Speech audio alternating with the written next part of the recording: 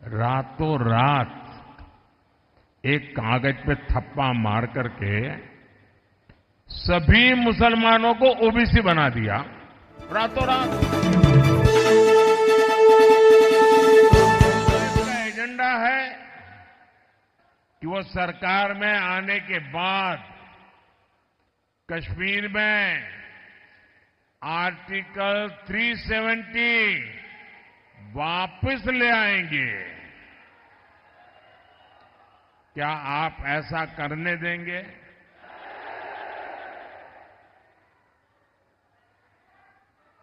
अब किसी में हिम्मत है कि मोदी के इस कदम को पीछे हटा सके? ये लोग कह रहे हैं कि इनकी सरकार बनी तो ये लोग सीएए कानून रद्द कर देंगे। क्या ये देश उनको करने देगा? और अगर करने जाएंगे तो उनकी हालत क्या होगी, उनको पता है क्या? अब आप मुझे बताइए, जिन लोगों के 3 अंकों में लोकसभा सीट जीतने के लाले पड़े हो,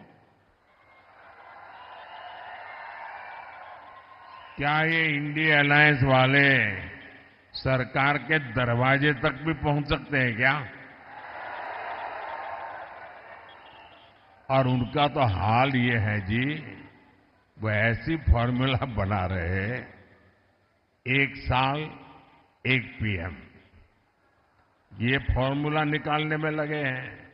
अगर 5 साल मौका मिले तो 5 प्रधानमंत्री। अब इनको इसकी आदत हो गई। कर्नाटका में भी अभी सरकार बनी, उनकी पार्टी, उनका विजय। फॉर्मूला क्या?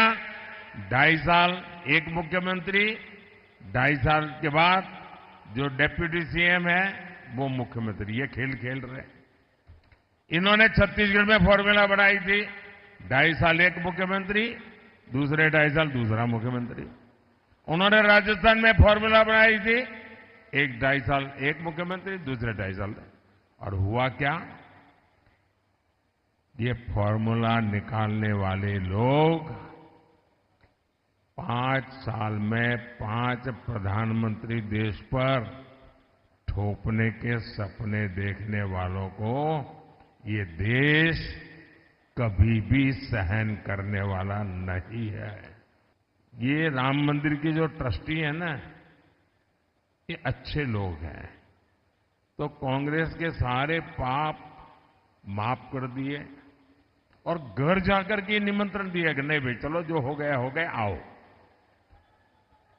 उन्होंने उस निमंत्रण को ठुकरा दिया। क्या कोई कभी प्रभु राम के दरबार में जाने का निमंत्रण ठुकरा सकता है क्या? ऐसे लोगों पे भरोसा कर सकते हैं क्या? अरे कांग्रेस वाले, जरा आईने में चेहरा देखो। वो अयोध्या के अंसारी, अयोध्या का वो अंसारी परिवार जो जिंदगी भर राम मंदिर के विरुद्ध अदालत में केस लड़ता रहा। उसके पिताजी भी लड़ते रहे, वो भी गुजर गए, वो भी लड़ता रहा। लेकिन जब न्यायालय ने कहा कि भाई ये राम मंदिर है, तो वो अंसारी खुद प्रभु राम के प्राण प्रतिष्ठा के कार्यक्रम में आकर के वहां मौजूद रहे। जिंदगी भर लड़ाई लड़ी, लेकिन फिर राम के शरण आए और ये राम का निमंत्रण ठुकरा दिया। जो डीएमके पार्टी, वो उनकी खासम खास, वो कह रही है सनातन को गालियां देने पर अब उतारू है। कहती है ये सनातन तो डेंगू है, मलेरिया है।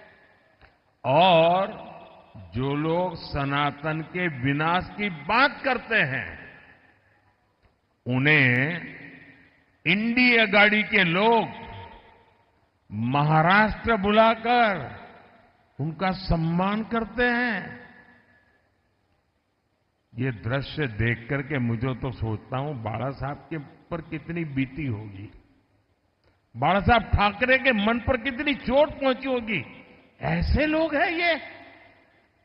इतना ही नहीं, इंडी अगाड़ी वोट बैंक की राजनीति में इतना गिर गया है कि शिवाजी महाराज की धरती पर ये औरंगजेब को मानने वालों से जाकर के मिल गए हैं।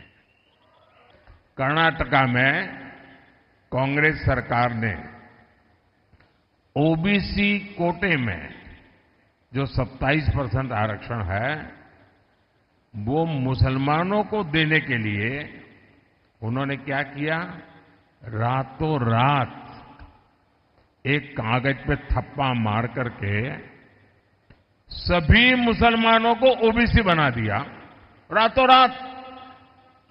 और इसके कारण वो ओबीसी का जो कोटा था उसके हकदार बन गए और जो ओबीसी को मिलता था वो पूरा का पूरा उन्होंने लूट लिया।